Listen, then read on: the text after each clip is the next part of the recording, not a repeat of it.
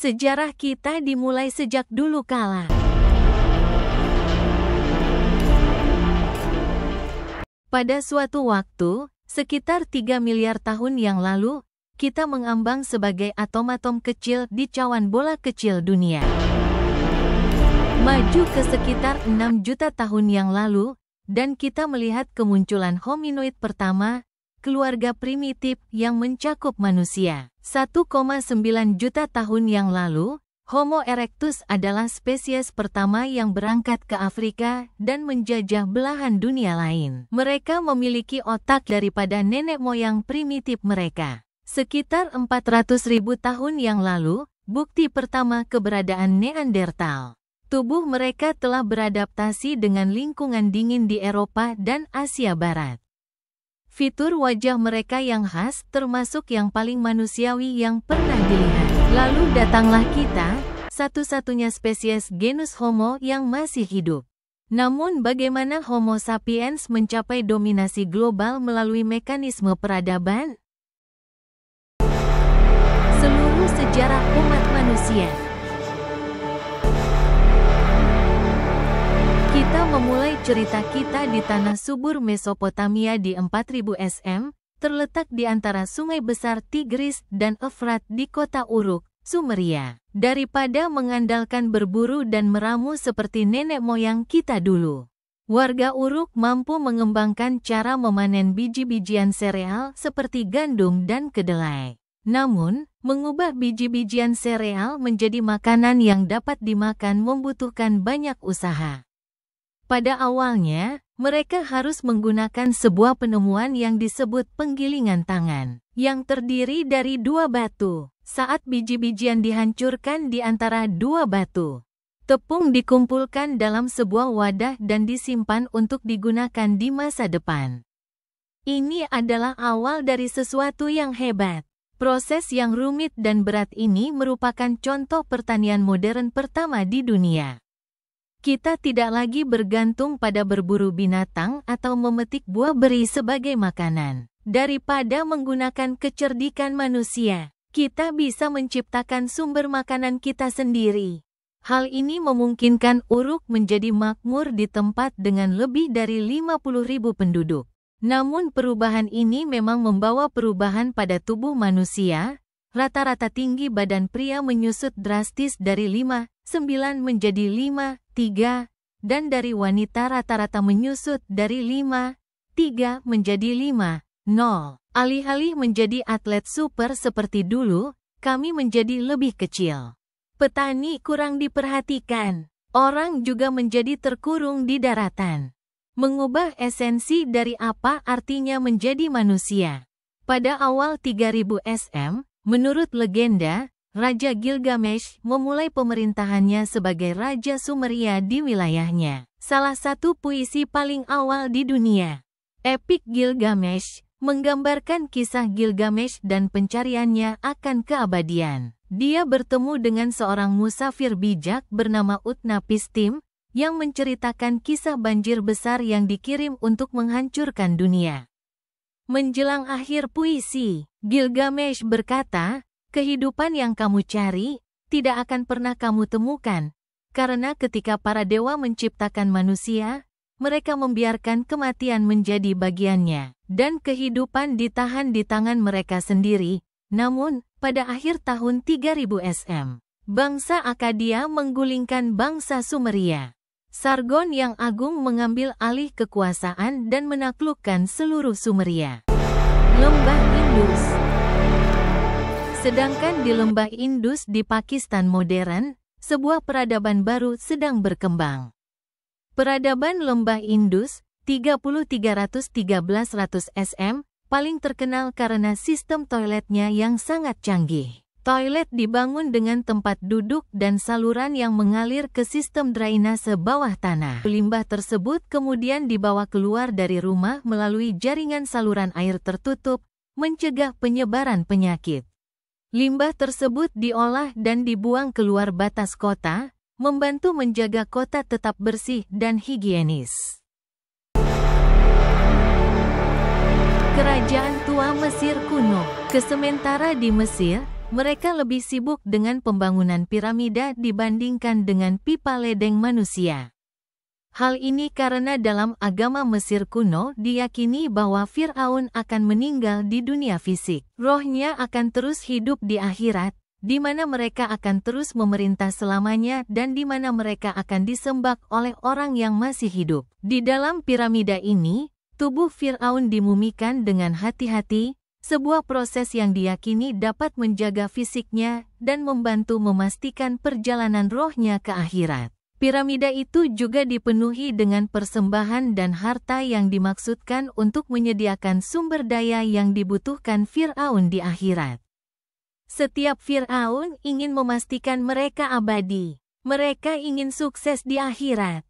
Mereka ingin disembah selamanya. Itulah sebabnya prioritas utama bagi Fir'aun Mesir adalah membangun piramida untuk diri mereka sendiri ketika dikuburkan. Ini dimulai ketika Fir'aun Djoser, 2667-2648 SM, membangun piramida bertingkat di Saqqara, disusul oleh Sneferu, 2613-2589 SM, yang membangun beberapa piramida, seperti piramida bengkok dan piramida merah. Kemudian datanglah Fir'aun Khufu, 2589-2566 SM, yang membangun piramida besar Giza yang terkenal dalam proses padat karya selama 20 tahun, sesuatu yang masih dikagumi dunia hingga saat ini. Khufu kemudian diikuti oleh Fir'aun Khafre, 2558-2532 SM, dan Menkaure, 2532-2503 SM, yang masing-masing membangun piramida Giza kedua dan ketiga yang sedikit lebih kecil. Dinasti Tiongkok Xia kuno. Sementara di Tiongkok pada tahun 2100 SM, dinasti Tiongkok pertama telah tiba. Seperti halnya masyarakat Mesopotamia, orang Cina selalu bergantung pada pertanian, memproduksi beras, gandum, dan jelai, di antara tanaman lainnya. Namun, menurut legenda, Sungai Kuning banjir. Banjir besar ini akan menghancurkan semua tanaman, menyebabkan kelaparan dan penderitaan besar-besaran. Namun, tidak semuanya hilang karena Yu Agung sedang dalam perjalanan.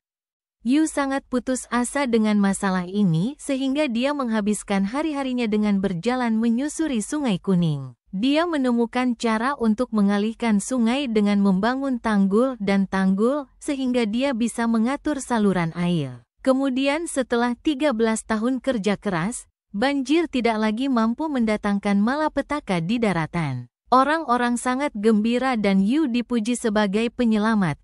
Itulah awal dinasti Tiongkok pertama, dinasti Xia. Meskipun keakuratan kisah ini dipertanyakan oleh para sejarawan, hal ini menjadi preseden penting. Idenya adalah bahwa kekuasaan harus mengikuti kemampuan seseorang. Seseorang yang pantas mendapatkan kekuasaan absolut harus memiliki kekuasaan absolut. Ide ini akan membentuk dunia selama bertahun-tahun yang akan datang dan menyebabkan orang-orang Tiongkok kuno mengikutinya. Untuk menciptakan dinasti Tiongkok yang pertama, Babilonia. Saat berada di Mesopotamia, sekitar tahun 1772 SM, seorang Babilonia bernama Raja Hammurabi menciptakan dasar sistem hukum seperti yang kita kenal sekarang. Hammurabi memerintahkan pembuatan lempengan batu setinggi 7 kaki dan lebar 2 kaki. Tertulis di atasnya adalah sistem yang terdiri dari 282 hukum yang harus dipatuhi oleh setiap warga kerajaannya. Undang-undang tersebut mencakup berbagai undang-undang. Misalnya, UU 1. Jika seseorang mengajukan tuduhan terhadap orang lain, menuduhnya melakukan pembunuhan, tetapi tidak dapat membuktikannya, maka pendakwa harus dihukum mati. Hukum 196. Jika seseorang merusak mata orang lain, maka mereka juga harus merusak matanya. UU 197 mengatakan, jika dia mematahkan tulang orang lain, mereka harus mematahkannya. Hukum 199, Jika dia merusak mata budak laki-laki atau mematahkan tulang budak laki-laki, dia harus membayar setengah harganya. Namun yang dilakukan Raja Hammurabi adalah menciptakan masyarakat berdasarkan hukum. Dia menetapkan hukum yang ketat, menempatkan orang ke dalam kasta kehidupan dan nilai tertentu. Setiap orang mempunyai nilai yang berbeda-beda berdasarkan kelas mereka dalam masyarakat. Tidak ada ilusi kesetaraan di Babilonia kuno. Sebaliknya, cukup jelas bahwa nilai tulang seorang bangsawan lebih berharga daripada tulang seorang kampungan, yang pada gilirannya bernilai lebih dari seorang budak. Sebuah gagasan yang terus kita lihat sepanjang sejarah. Peradaban Het atau Labarnas. Sementara di Turki modern, sebuah peradaban yang kurang dikenal mulai berkuasa. Kerajaan Het di bawah pemerintahan karismatik pemimpin Labarnas. Labarnas Raja Het pertama, tahun 1680 sampai tahun 1650 SM, ia adalah penguasa yang terampil dengan satu visi, menyatukan negara-negara kota Het di bawah satu pemerintahan. Labarnas memimpin pasukannya dari kota ke kota, menaklukkan negara-negara kota tetangga dan membuat aliansi dengan para pemimpin mereka. Dia adalah seorang diplomat yang cerdik, dan dia menggunakan keterampilan diplomasinya untuk memenangkan hati dan pikiran rakyat. Akhirnya, Labarnas menjadi penguasa seluruh negara kota Het dan mendirikan kekaisaran. Dia adalah seorang penguasa yang adil serta dicintai oleh rakyatnya. Di bawah pemerintahannya, bangsa Het menjadi makmur dan wilayah mereka meluas, meninggalkan mereka tepat di sebelah tetangga mereka di Mesir, peradaban Mykenae. Sementara di Yunani modern, kumpulan negara kota muncul di benua Eropa. Yunani Mycenaean 1600 SM 1100 SM didominasi oleh masyarakat pejuang elit dan terdiri dari jaringan negara-negara yang berpusat pada istana yang mengembangkan sistem hierarki, politik, sosial, dan ekonomi yang kaku. Pemimpin masyarakat ini adalah raja. Namun, tidak seperti peradaban yang bersatu, setiap kota berdiri sendiri-sendiri. Negara kota, city-state, adalah kota yang dengan wilayah sekitarnya membentuk suatu negara yang merdeka. Perkembangan negara kota seperti Troy, Mycenae, dan Pylos mulai berkembang. Sisa-sisa pertama dari bahasa tertulis Yunani, seperti Troy, Mycenae, dan Pylos mulai berkembang. Sisa-sisa pertama dari bahasa tulis Yunani, yang dikenal sebagai linear B, juga mulai bermunculan. Rekor pertama dari rekor Yunani Indo-Eropa yang kita miliki saat ini. Struktur sosial Mesir kuno atau Ramses II. Ketika kembali ke Mesir, mereka mulai membuat jenis piramida sosial yang lain, piramida sosial Mesir, seperti piramida Agung Giza. Piramida ini lebih menonjol di bagian bawah dan lebih kecil di bagian atas. 213/5000. Di bagian paling bawah adalah para petani dan budak. Mereka bertanggung jawab melakukan semua pekerjaan kasar. Mereka mengerjakan tanah. Mereka menghabiskan hari demi hari bertani, memproduksi makanan untuk seluruh Mesir.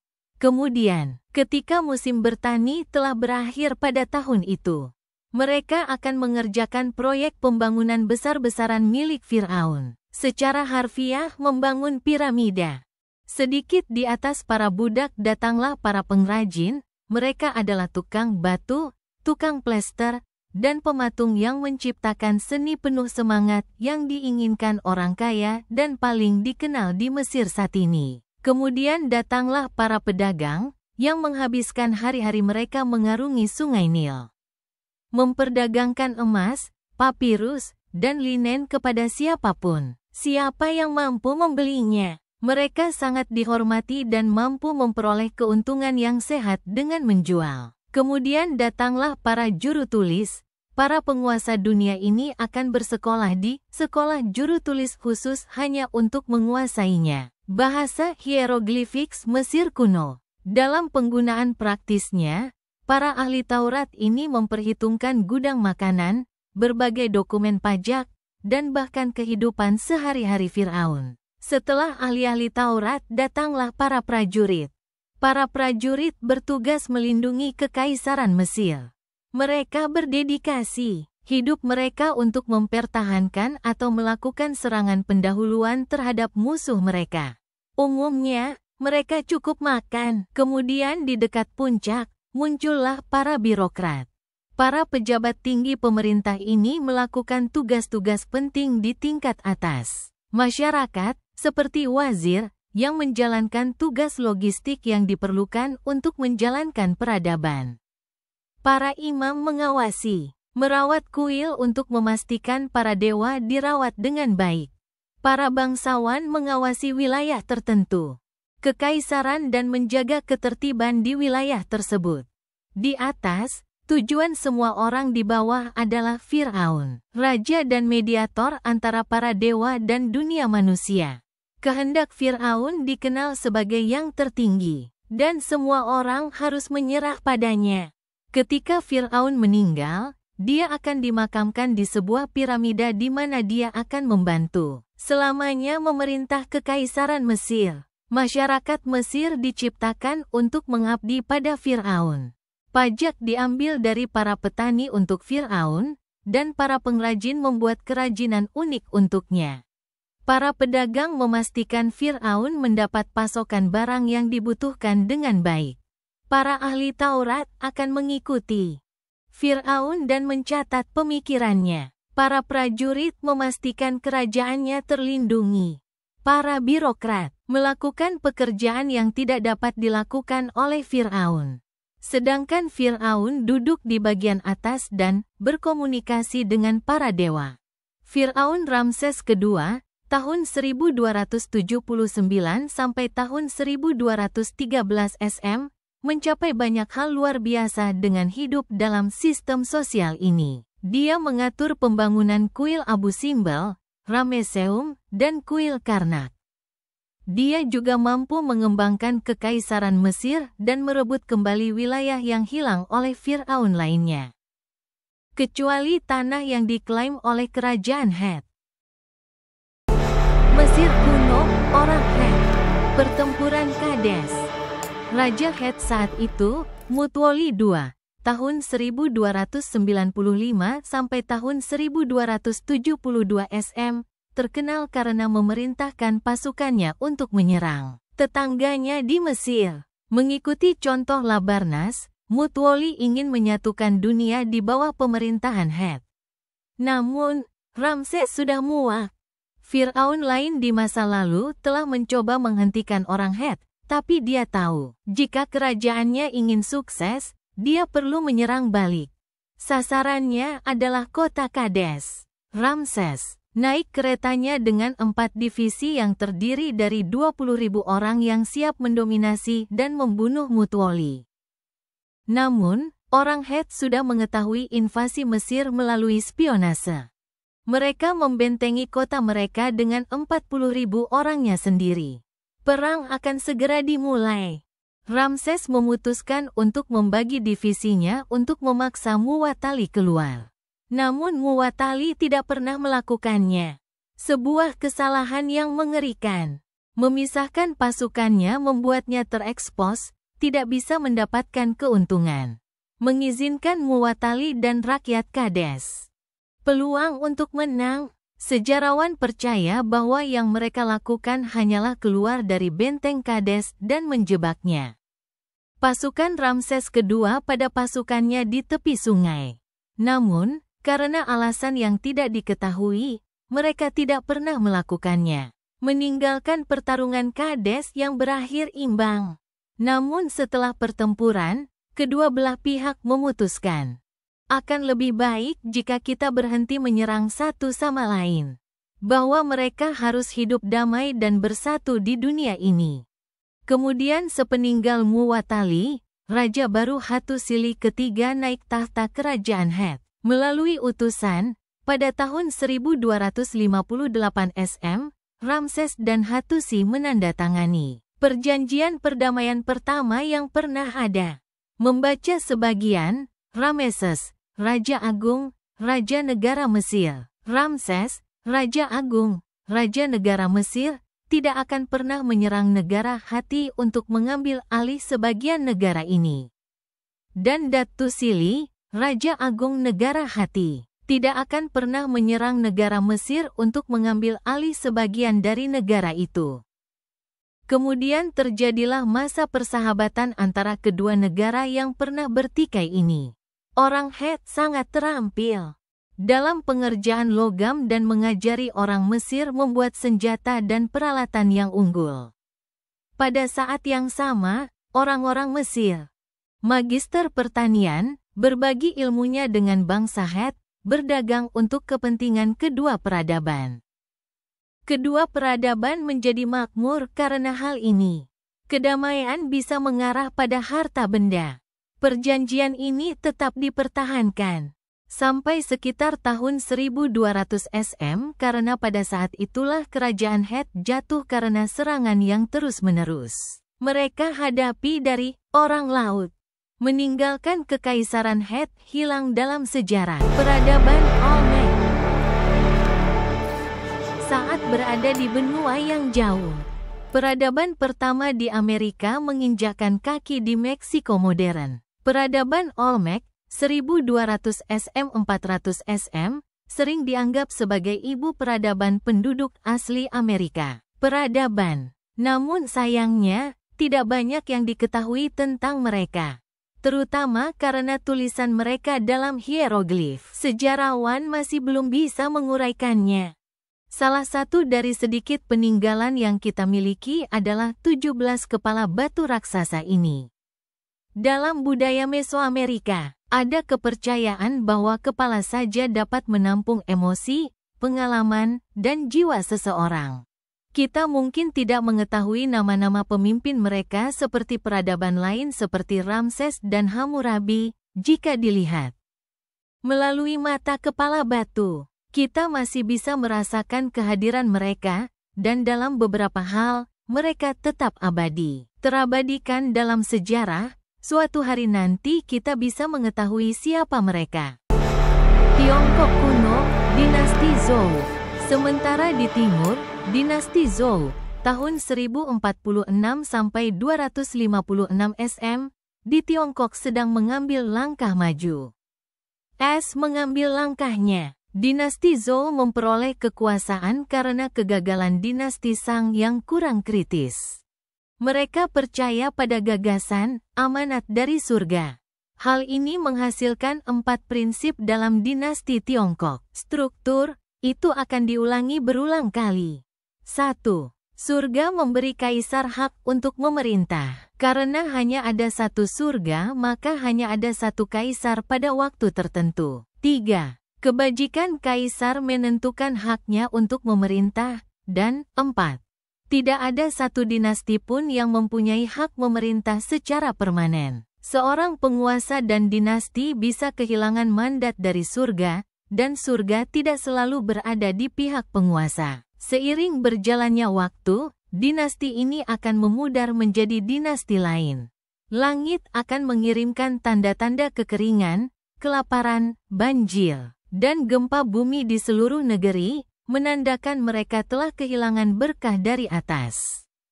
Beginilah dinasti Shang jatuh dan dinasti Zhou menjadi terkenal. Dinasti Zhou membawa gaya pemerintahan lain dan penciptaan feodalisme. Sistemnya sangat mudah, mengarah ke piramida sosial lainnya. Di bagian paling bawah adalah para petani yang terikat pada tanah dan bertugas menghasilkan tanaman untuk kekaisaran. Kemudian datanglah tentara, yang tugasnya melindungi tanah dari penjajah asing. Kemudian para tuan tanah memiliki tanah itu dan memungut pajak dari para petani atas sebagian hasil panen mereka. Siapa, pada gilirannya, adalah Tuhan, memberikan sebagian hasil panennya kepada raja. Orang yang bertanggung jawab atas seluruh kekaisaran. Raja kemudian akan menerima lebih banyak hasil panen dan menjadi sangat kaya. Semua keuntungan menjadi milik raja, dan semua pekerjaan menjadi milik rakyat. Mengapa ada orang yang puas dengan kehidupan bertani setiap hari? Ada dua alasan untuk fenomena ini. Alasan pertama adalah karena kebutuhan. Dibutuhkan lebih banyak orang untuk memberi makan sebuah kerajaan dan keluarga saat itu. Dan alasan kedua adalah filsafat. Menjelang akhir dinasti Zhou, permulaan filsafat timur diciptakan. Konfusius menciptakan sistem filsafat yang diberi nama Konfusianisme yang berfokus pada pentingnya rasa hormat, kesetiaan, dan tanggung jawab dalam semua hubungan dalam hidup.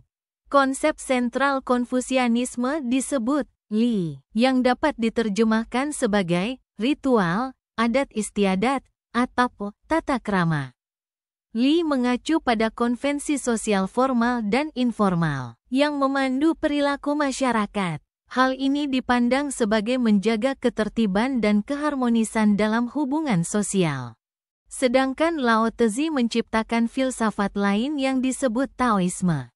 Kata Tao berarti jalan atau jalan. Dan Taoisme mengajarkan bahwa individu harus berusaha menyelaraskan diri dengan aliran alami alam semesta, daripada melawannya. Jalani hidup Anda sedamai mungkin dengan diri sendiri, dan jangan khawatir tentang hal-hal eksternal, hal-hal di luar kendali Anda. Fokus saja pada pertanianmu. Salah satu orang sezaman paling terkenal dari Taoisme adalah gagasan tentang Yin dan Yang, mewakili kekuatan yang saling melengkapi dan saling bergantung di alam, seperti terang dan gelap, panas dan dingin, atau maskulin dan feminin. Taoisme mengajarkan hal itu dengan menyeimbangkan kekuatan-kekuatan yang berlawanan ini, individu dapat mencapai keselarasan dan kepuasan. Konfusianisme dan Taoisme membuat kehidupan petani Tiongkok kuno dapat ditanggung. Kolonisasi Yunani kuno dimulainya Persia. Namun seiring berjalannya waktu, negara-negara kota yang menduduki Yunani kuno semakin berkembang. Sekitar 800 SM, kota Yunani mulai menyadari bahwa tanah yang mereka tempati bisa dibilang tidak subur, bahkan untuk menghasilkan bahan pokok, gandum, mereka harus mengimpornya. Oleh karena itu, mengapa negara-negara Yunani harus menjajah dunia di sekitar mereka? Negara kota, Miletus, pada puncaknya, mempunyai lebih dari 90 koloni di seluruh Eropa. Memproduksi makanan untuk orang Yunani. Pada puncaknya, orang-orang Yunani telah mendirikan koloni-koloni mulai dari Marseilles modern di Perancis hingga Rostov-on-Don di Rusia. Negara kota Roma. Salah satu negara kota baru yang muncul adalah Roma. Menurut legenda, Romulus dan Remus adalah saudara kembar, ditinggalkan oleh orang tuanya dan ditempatkan di sungai Tibet. Saat keranjang melayang melintasi sungai, serigala betina menemukan kedua anak yatim piatu itu dan merawat mereka hingga sehat. Ketika Romulus dan Remus menjadi dewasa, mereka memutuskan untuk mencari kota tempat serigala menyelamatkan mereka. Namun, hal ini menimbulkan kekacauan karena kedua bersaudara tersebut ingin situs tersebut diberi nama menurut nama mereka sendiri. Seperti Romulus dan Remus bertarung tanpa henti, akhirnya Romulus datang dengan pukulan terakhirnya dan membunuh Remus. Penciptaan Roma pada tahun 753 SM. Kekaisaran Media Cirus, Kekaisaran Persia. Sementara negara-negara kota Yunani mungkin sedang melakukan penjajahan. Cirus Agung hendak mengambil alih sebuah kerajaan. Pada saat itu Persia tunduk pada kekuasaan Kekaisaran Media. Menurut legenda, setelah cucunya Cirus lahir, Raja Astyages dari Media mendapat mimpi nyata bahwa cucu kecilnya suatu hari nanti akan melancarkan pemberontakan melawannya.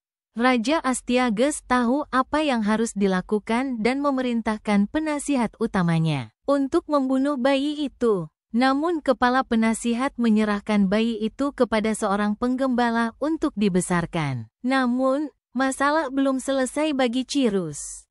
Ketika dia berumur 10 tahun, Raja Astyages menemukan Cirus. diinginkan Raja Astiages untuk membunuhnya karena mimpinya sangat jelas. Pria ini akan memberontak melawanmu.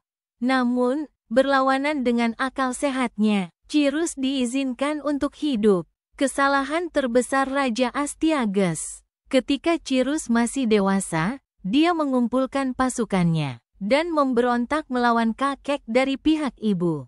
Keduanya, tetapi seperti yang dinubuatkan, Astiages menyerah pada tahun 550 SM. Namun, Cyrus belum selesai menaklukkannya. Dia menaklukkan Babilonia dan menjadi penguasa tertinggi Mesopotamia, dan bahkan peradaban lembah Indus. Dunia ada di tangan Cyrus. Cyrus kemudian mengambil alih koloni Yunani dari Ionia di Asia Kecil, memimpin kekaisaran Persia yang besar. Dan kemudian dia meninggal, meninggalkan semuanya untuk Raja Persia Agung berikutnya, Darius Agung. Yunani kuno Sparta. Ketika kembali ke Yunani, berbagai negara kota mulai memperoleh kekuasaan. Tapi ada dua orang yang berada di garis depan, Sparta dan Athena. Sparta adalah kekuatan militer. Spartan terkenal percaya bahwa segala sesuatu harus fokus pada kekuatan fisik dan perang. Ketika Spartan muda baru lahir, ia akan disembelih jika terlihat tidak sehat. Anak laki-laki diambil dari keluarganya pada usia muda dan dilatih menjadi tentara. Pelatihan brutal, termasuk pengkondisian fisik, pelatihan senjata, dan kondisi kehidupan yang keras. Seluruh kehidupan seorang Spartan adalah memenangkan perang. Masyarakat mereka mencerminkannya dengan 3 kelompok utama. Kelas penguasa terdiri dari bangsawan, siapa yang memegang kekuasaan politik, non-warga negara bebas, yang tidak diizinkan untuk berpartisipasi dalam pemerintahan, namun tetap diharapkan untuk bertugas di militer, dan helot, sekelompok orang yang diperbudak, yang menyediakan tenaga kerja untuk negara Sparta. Kehidupan di Sparta sangat keras, brutal, dan militeristik. Yunani kuno, Athena. Sementara tetangga mereka di utara sedang bereksperimen dengan gagasan demokrasi ini, demokrasi Athena justru melakukannya. Kekacauan yang sangat rumit. Ada 2 cabang, Dewan 500 dan Majelis. Dewan 500 dipilih secara acak melalui proses yang dikenal sebagai penyortiran. Athena sendiri terdiri dari 10 suku yang berbeda. Setiap suku bertanggung jawab menyediakan 50 warga negara untuk bertugas selama 1 tahun di Dewan 500 melalui pemilihan acak. Setiap warga negara yang memenuhi syarat akan diberikan token yang dipersonalisasi. Token itu telah dimasukkan ke dalam mesin tertentu yang disebut Klerotherion.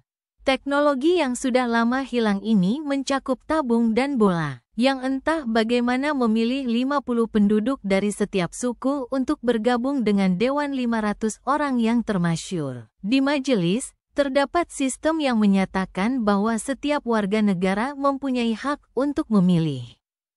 Tentu saja, untuk menjadi warga negara Anda harus laki-laki, dan bukan budak, dan lahir di Athena atau dari orang tua Athena. Dewan 500 akan membuat agenda untuk dipilih oleh majelis utama karena lebih dari 30.000 orang dapat memberikan suara pada waktu tertentu. Benar-benar kekacauan. Jadi untuk mengatasi hal ini, Dewan akan mencalonkan 9 presiden pada pagi hari pertemuan, dan tugas mereka adalah memastikan semua peraturan dan prosedur diikuti. Karena mereka ditunjuk tepat sebelum sidang, hampir mustahil mereka menerima suap. Entah bagaimana, majelis akan memberikan suara keras untuk menentukan apakah suatu RUU akan disahkan. Mereka akan memberikan suara mengenai berbagai hal, seperti pengangkatan jenderal, berbagai undang-undang, dan birokrasi pemerintahan lainnya. Namun, tidak semua orang menyukai demokrasi Athena ini. Filsuf Yunani terkenal, Plato, memikirkan gagasan itu biadab. Dalam buku ke-6-nya, The Republic, Plato menulis, navigator sejati harus mempelajari musim. Tahun ini, langit, bintang, angin, dan semua hal lain yang sesuai dengan profesinya. Jika dia ingin benar-benar sehat untuk mengendalikan kapal, berpikir bahwa sangat mustahil untuk memperoleh keterampilan profesional. Diperlukan untuk pengendalian seperti itu dan tidak ada yang namanya seni navigasi. Berapa banyak yang benar-benar diketahui oleh anggota Dewan 500 yang dipilih secara acak? Berapa banyak dia bisa sepenuhnya berkontribusi pada masyarakat? Haruskah kita membiarkan anggota masyarakat secara acak mempunyai kekuasaan? Sebaliknya, Plato akan mendukung gagasan Raja Filsuf. Seorang pria yang mempelajari kebijaksanaan, logika, dan penalaran. Seorang pria yang mendedikasikan hidupnya untuk memahami bagaimana menjadi adil. Seorang pria yang akan menjadi navigator kebijaksanaan. Masyarakat yang telah kita gambarkan tidak akan pernah bisa tumbuh menjadi kenyataan atau mencapai titik terang, dan tidak akan ada akhir bagi permasalahan negara, atau bahkan, sayangku Glaucon, umat manusia itu sendiri, sampai para filsuf menjadi penguasa di dunia ini. Atau sampai mereka yang sekarang kita sebut raja dan penguasa benar-benar menjadi filsuf, dan kekuasaan politik serta fils. Hanya ada satu masalah dengan kutipan Plato. Setiap pemimpin mengira mereka adalah raja filsuf. Semua orang berpikir, pemikiran mereka adalah yang terbaik. Semua orang menganggap ide mereka paling bijaksana. Dari Yu Agung di Tiongkok, hingga Labarnas dari kerajaan Het, hingga Siddhartha Gautama dari kerajaan Magadha di India. Buddhisme kerajaan India, Magbada, meski jaraknya tidak begitu jauh. Di kerajaan Magadha India, seorang pangeran manja bernama Siddhartha Gautama, 500 sm, hidup dalam kemewahan di dalam istana. Di dalam istana ini, Siddhartha bisa mendapatkan apapun yang dia inginkan. Semua permata, semua kekayaan, semua barang terbaik disodorkan padanya. Dunianya di dalam istana adalah utopia di bumi. Tidak ada kebutuhan atau keinginan, dan itu sempurna. Hingga dia keluar dari kompleks istananya. Satu-satunya tempat yang dia tahu. Saat dia mengambil langkah pertamanya di luar istananya, apa yang dilihatnya sangat menyentuh hati. Dia melihat seorang lelaki tua sekarat tepat di jalan di depannya. Dia menyadari bahwa pengalaman manusia bukanlah sesuatu itu sempurna dan agung, sebaliknya, itu adalah kematian. Seperti yang Gilgamesh sadari bertahun-tahun yang lalu, ini adalah bagian yang tak terhindarkan dari pengalaman manusia.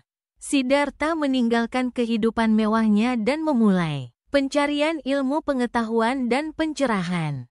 Dia belajar dengan guru spiritual dan bermeditasi selama bertahun-tahun, mencari jawaban atas pertanyaan-pertanyaan besar dalam hidup. Akhirnya, setelah 6 tahun mencari, dia duduk di bawah pohon ara dan bermeditasi sampai dia mencapai pencerahan. Pencerahan adalah keadaan kedamaian batin, di mana seseorang telah melampaui batasan ego dan berhubungan dengan kesadaran universal atau esensi ilahi. Ini bukanlah hal yang tetap dan permanen, melainkan sebuah proses pertumbuhan dan perkembangan yang berkelanjutan.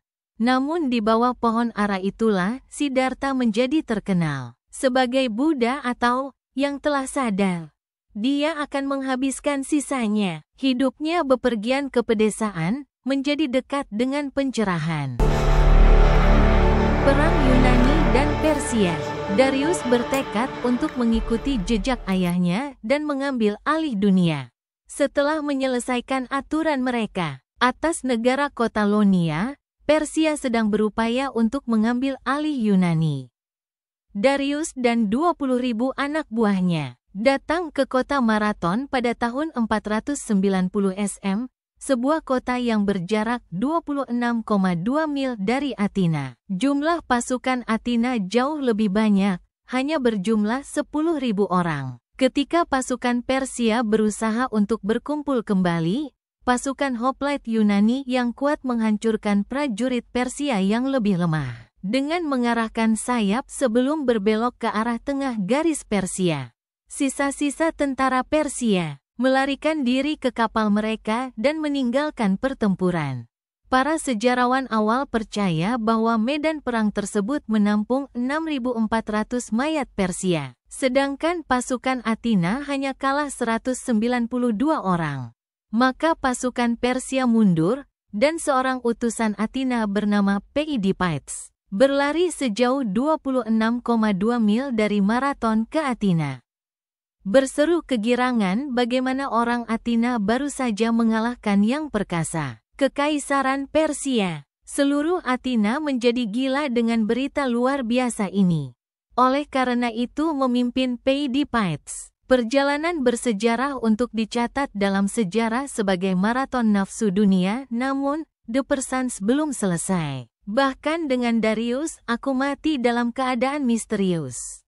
Putranya Xerxes pertama mengambil alih mahkota dan ingin menyelesaikannya. Warisan kakeknya. Pada tahun 480 SM, Xerxes pertama ingin membalas dendam sehingga ia mengerahkan kekuatan invasinya yang sangat besar. Lebih dari 100.000 tentara akan mati untuk menaklukkan Yunani. Kemudian di jalan sempit di Thermopylae, Raja Spartan Leonidas memiliki kekuatan 7.000 Spartan. Menjaga pertahanan, Lecrudas tahu kelemahannya dan mengembangkan rencana yang berani untuk mengalahkan Persia. Daripada menunggu Persia menyerang, Leonidas memerintahkan tentaranya untuk melakukan serangan mendadak ke kamp Persia, sehingga membuat Persia lengah dan mengganggu pembentukannya. Meski sukses, tentara Yunani pada akhirnya dikalahkan oleh Persia, yang menyerang dari segala sisi dan akhirnya berhasil menembus pertahanan Yunani. Leonidas dan tentaranya bertempur dengan keberanian dan tekad. Namun, mereka akhirnya dikalahkan. Kemudian terjadilah pertempuran Salamis, di mana orang-orang Yunani dapat mengubah arah perang. Dalam pertempuran laut antara 500 trireme Persia dan 300 trireme Yunani, itu tidak terlihat bagus bagi orang-orang Yunani. Tetap saja, Jenderal Besar Athena, Themistokles menjalankan rencananya untuk memindahkan armada Persia ke selat sempit Salamis dan memukul armada musuh dengan sangat keras sehingga tidak ada tempat untuk mundur. Setelah pertempuran laut besar-besaran, Themistokles memenangkan Yunani dan mengubah sejarah perang. Persia masih memiliki tujuan mereka, menaklukkan negara kota Yunani. Xerxes Baretorneo ke Persia, berangkat. Jenderal Persia Mardonius memimpin pasukan Persia untuk pertempuran paling signifikan yang pernah ada. Setelah perundingan diplomatik terhenti, Persia tahu mereka harus menyerang.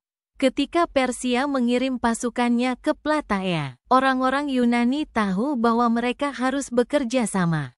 Dengan 30 negara kota Yunani yang bekerja sama, mereka mampu mengerahkan 110.000 tentara hoplite dengan tujuan utama mengalahkan Persia. Meskipun itu tidak seberapa dibandingkan dengan perkiraan 150.000 tentara Persia. Pertempuran berlangsung sengit dan intens, kedua belah pihak bertarung dengan keganasan dan tekad. Hoplite Yunani terus efektif melawan kavaleri dan pemanah Persia. Orang-orang Yunani juga menggunakan medan secara strategis, bertempur di lereng yang membantu mengimbangi keunggulan numerik Persia. Pada akhirnya, Yunani kalah pasukan Persia dan meraih kemenangan yang menentukan. Persia menderita kerugian besar dan Mardonius terbunuh. Dalam pertempuran itu, pertempuran Plataea menandai berakhirnya perang Yunani-Persia dan ancaman Persia terhadap Yunani. Zaman keemasan Yunani kuno, Athena. Perang Persia, kehidupan di Yunani kuno sangat spektakuler. Budaya Golden Agerar telah tiba. Dengan tidak lagi harus menghadapi ancaman perang, Athena mampu menciptakan keajaiban arsitektur seperti The Parthenon. Parthenon terletak di Akropolis Athena, sebuah bukit menonjol yang menghadap kota Athena, untuk menunjukkan kekayaannya dan budaya. Kemanapun Anda pergi di Athena, Anda masih dapat melihat Parthenon yang megah bahkan hingga hari ini. Lalu datanglah teater. Pada saat ini, negara akan mensponsori penyair paling penting untuk menciptakan cerita Yunani di Festival Athena, yang disebut Kota Dionysia. Desi Festival Aku dirancang untuk memuja dewa teater dan kesuburan, Dionysus, menciptakan dramawan seperti Sophocles, Aeschylus, dan Aristophanes. Perang Peloponnesia Athena, Sparta. Negara-negara haus akan kekuasaan. Athena merekrut negara-negara kota ke dalam aliansi Delian mereka. Sementara Sparta merekrut negara-negara kota ke dalam aliansi Peloponnesia mereka. Baik Sparta maupun Athena merasa mereka harus menguasai kota Korkia. Oleh karena itu, mengapa pada tahun 434 SM, perang terjadi. Sementara Sparta merekrut negara-negara kota ke dalam aliansi Peloponnesia mereka. Pada tahun 421 SM, perdamaian singkat berhasil dinegosiasikan. Namun, perdamaian ini tidak bertahan lama, dan Athena mengincar Sisilia. Awalnya, ekspedisi berjalan dengan baik. Orang Athena menjalin aliansi dengan beberapa kota di Sisilia, dan memenangkan beberapa pertempuran kecil melawan pasukan Sisilia. Namun tak lama kemudian, Alcibiades, salah satu angkatan laut terhebat, jenderal dalam sejarah, dipanggil kembali ke Athena untuk menghadapi tuduhan penistaan. Armada Athena dibiarkan tanpanya, kepemimpinannya. Karena ketidakhadirannya, ekspedisi tersebut mulai terurai. Orang Athena tidak dapat merebut kota Serakius, yang telah memperkuat pertahanannya dan bersiap dengan baik untuk pengepungan. Orang Sisilia dibantu oleh bala bantuan dari Sparta, yang melihat peluang untuk memberikan pukulan telak terhadap saingan beratnya, Athena. Orang-orang Athena menderita kekurangan perbekalan dan terserang penyakit. Pada saat yang sama, orang Serakus melancarkan serangkaian serangan mendadak dan penyergapan. Akhirnya, setelah berbulan-bulan perjuangan yang melelahkan, armada Athena hancur dalam pertempuran yang menentukan. Ribuan orang Athena terbunuh, dan masih banyak lagi yang ditangkap dan diperbudak. 1 dekade setelah itu, Athena jatuh ke tangan Spartan. Era Yunani legendaris kini telah berakhir. Baik Athena maupun Sparta secara signifikan lebih lemah. Tidak pernah mendapatkan kembali kekuatan yang sama yang pernah mereka miliki. Meninggalkan dunia yang siap bagi Raja Filsuf untuk menaklukkan semuanya. Negara-negara berperang Cina. Lalu di sebelah timur, amanah langit pun habis. Zhou Trinasti, itu adalah lagu usah pemerintahan 100 tahun, itu dianggap oleh surga bahwa kerajaan mereka akan berakhir. Yang mengarah ke periode yang dikenal sebagai negara-negara yang berperang, 474 sampai 221 SM. Hal ini mengakibatkan Han Feizi menciptakan filsafat baru yang disebut legalisme. Pengikut legalisme percaya bahwa manusia pada dasarnya bersifat elfish dan hanya akan bertindak demi kepentingan mereka sendiri, dan itulah satu-satunya cara untuk menjaga mereka tetap sejalan, melalui sistem penghargaan dan hukuman yang jelas dan ditegakkan secara konsisten. Hal ini mengakibatkan Feizi menyatakan bahwa cara terbaik untuk mencapai ketertiban sosial adalah dengan membentuk penguasa yang kuat, bertanggung jawab untuk menegakkan hukum dan menghukum pelaku kesalahan. Dia juga percaya pada penguasa harus memiliki kendali penuh atas militer, ekonomi, dan masyarakat. Zapotec. Saat berada di jantung wilayah Oaxaca, Meksiko, peradaban Zapotec mulai berkembang. Ibu kota Monte Alban dibangun di puncak gunung yang menghadap ke seluruh lembah Oaxaca. Bertengger di puncak gunung yang menghadap lembah Oaxaca, Kota ini adalah rumah bagi elit penguasa, yang mengawasi struktur sosial hierarkis yang mencakup pengrajin seni kelas menengah dan petani kelas bawah. Masyarakat peradaban Zapotec dikenal dengan praktik pertanian inovatif mereka, termasuk budidaya jagung dan tanaman lainnya, yang menghidupi komunitas mereka pada saat itu. Kekeringan dan tekanan lingkungan lainnya. Mereka juga mengembangkan sistem penulisan awal, yang menggunakan kombinasi simbol dan mesin terbang untuk mewakili kata dan ide. Mereka mengembangkan sistem kalender canggih berdasarkan siklus matahari 260 hari dan 365 hari. Makedonia, Alexander Agung. Di Yunani, pada tahun 356 SM, di kota Pella di Kerajaan Makedonia. Panglima terhebat dalam sejarah lahir. Alexander Agung tumbuh dengan mengetahui bahwa dia akan menjadi seorang pemimpin dan merupakan putra Raja Philip II dan Ratu Olimpia. Tapi gurunya jauh lebih mengesankan. Sejak dia masih kecil, Alexander dibimbing oleh Aristoteles. Aristoteles adalah tokoh yang dikenal sebagai bapak logika. Beliau menciptakan bidang biologi dan taksonomi dengan memperkenalkan cara berpikir yang disebut metode ilmiah, sebuah metode yang masih diajarkan di sekolah hingga saat ini.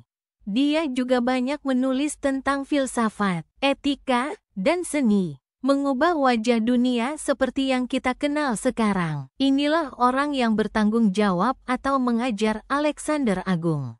Alexander berusia 20 tahun ketika ayahnya dibunuh. Namun pendidikannya yang luar biasa memungkinkan dia mengambil alih seluruh dunia. Setelah ayahnya meninggal pada tahun 336 SM, Alexander sangat ingin mempertahankan kekuasaan keluarganya.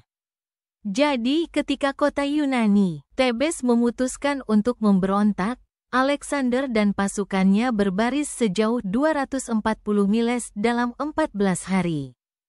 Ketika Thebes menolak untuk menyerah, dia meratakan seluruh kota, dan 6.000 orang terbunuh, dan sisanya dijual sebagai budak. Negara-negara kota Yunani lainnya tersentak ketakutan, membiarkan Alexander melakukan apapun yang dia mau. Berangkat ke target barunya adalah Persia dan Raja Persia baru Darius ketiga. Pada tahun 333 ASM, Alexander menghadapi tentara Persia di pertempuran Issus. Keterlibatan yang signifikan ini melihat Raja Persia Darius III dikalahkan dan terpaksa melarikan diri. Alexander kemudian merebut beberapa kota penting, termasuk pelabuhan penting Tirus, yang berhasil bertahan dari pengepungan awalnya. Pada tahun 331 SM, Alexander menghadapi Darius III lagi di pertempuran Gaugamela, dekat Sungai Tigris di Irak modern. Meski kalah jumlah, Alexander meraih kemenangan yang menentukan menggunakan taktik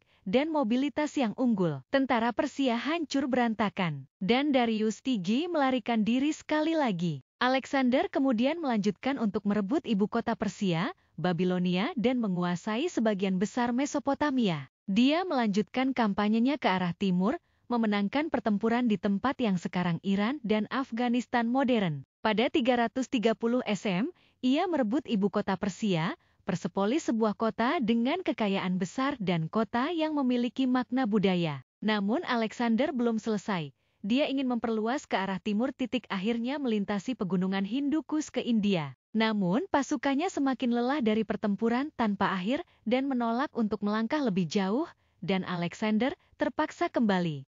Namun setelah Alexander gagal di anak benua India, muncullah kekuatan besar di India yang disebut Maurya Kerajaan. Pada puncaknya, penyebarannya meliputi banyak wilayah, Bangladesh, dan Afghanistan. Namun penaklukan ini harus dibayar mahal oleh pemimpinnya, Ashoka Agung. Pada tahun 261 SM, setelah kematian orang tuanya, Ashoka memutuskan bahwa kerajaannya perlu diperluas. Dalam pandangannya adalah kerajaan Kalingga. Perang itu berdarah, perang itu sengit. Lebih dari 100.000 orang meninggal. Ashoka tidak bisa tidur dengan dirinya sendiri. Dia tidak tahu bagaimana menghadapinya dengan perbuatannya yang mengakibatkan banyak kematian. Jadi dia beralih ke ajaran Buddha. Di bawah pemerintahan Ashoka, Kekaisaran Maurya menjadi terkenal karena mendukung dan mempromosikan ajaran Buddha tanpa kekerasan. Ashoka mengeluarkan serangkaian dekrit yang diukir pada batu dan pilar di seluruh kekaisaran yang mempromosikan prinsip-prinsip seperti kebaikan, penghormatan terhadap semua agama, dan penghapusan perbudakan. Ciri-ciri tertentu tidak dimiliki oleh Alexander di Barat. Makedonia, kematian Alexander. Di Barat, mati dalam pertempuran dianggap suatu kehormatan, dan kematian seorang pahlawan akan dikenang selamanya. Seorang petani akan mati tanpa menyebut nama. Alexander meninggal beberapa tahun kemudian di Babel pada usia 32 tahun. Sepanjang ekspedisinya, Alexander menyebarkan ide-ide Yunani yang didirikan oleh gurunya yang dulu bijaksana, membawa kebangkitan cita-cita Yunani di seluruh negeri, memulai benih-benih kebudayaan Barat yang kita lihat sekarang. Ketika Alexander meninggal, kerajaannya tidak dapat mempertahankan dirinya sendiri. Para jenderalnya berselisih tentang siapa yang harus menjadi pemimpin dari kekaisaran besar ini. Semua orang menginginkan kekuasaan, namun dalam pertempuran, dibiarkan begitu saja. Akhirnya, pada tahun 323 SM, setelah melakukan peperangan yang tidak masuk akal, para jenderal Yunani membagi dunia menjadi 3 kerajaan besar. Dinasti Ptolemeus di Mesir, Seleucid di timur, dan Artigonids di Yunani. Ptolemeus, salah satu jenderal Alexander, memimpin Mesir menuju masa kemakmuran. Inspirasi dari mantan pemimpinnya, Ptolemeus, membangun perpustakaan Alexandria, sebuah pusat bagi para intelektual and intermeten dari seluruh penjuru akan datang ke perpustakaan untuk bertukar ide dan pemikiran di seluruh dunia. Meninggalkan kita untuk memiliki filsuf besar seperti Plato dan Aristoteles yang menjadi tulang punggung kebudayaan kita. Sedangkan Jenderal Seleukia diberi kunci kota Babilonia. Babilonia, pada saat itu, merupakan pusat kebudayaan meleburnya budaya Yunani, Persia, India, dan Asia Tengah. Seleukia lebih menyukai ide Yunani dan bahasa Yunani. Seleukia berkuasa pada masa pemerintahan Raja Antiochus, 223 SM 187 SM. Di bawah Raja Antiochus, Sekucia mencakup wilayah yang luas dari Arab Turki modern ke Pakistan modern. Salah satu kerajaan terbesar dalam catatan hingga kebangkitan Romawi. Sedangkan Antigonid tidak terlalu berhasil. Pada saat Antigonids I mengambil alih kekuasaan,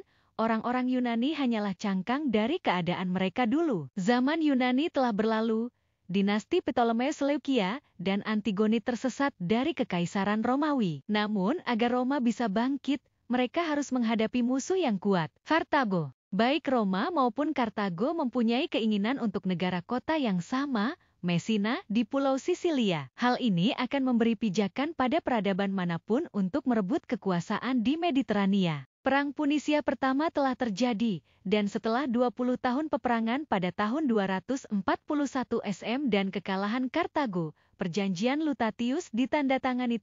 Namun perdamaian tersebut hanya berumur pendek. Pada tahun 218 SM, Perang Punisia kedua dimulai ketika Kartagoral Hannibal menyerbu Italia dengan pasukannya, termasuk gajah, untuk menaklukkan Roma. Hannibal menang beberapa pertempuran awal, termasuk pertempuran Cannae pada tahun 216 SM, namun ia akhirnya dikalahkan oleh Romawi Jenderal Scipio Africanus pada pertempuran Zama pada tahun 202 SM. Perang tersebut mengakibatkan kekalahan total Kartago, yang terpaksa menyerahkan wilayahnya kepada Roma, dan berakhirnya Kekaisaran Kartago. Tidak ada keraguan lagi di dunia bahwa sudah waktunya bagi Romawi untuk mengambil alih kekuasaan di Barat.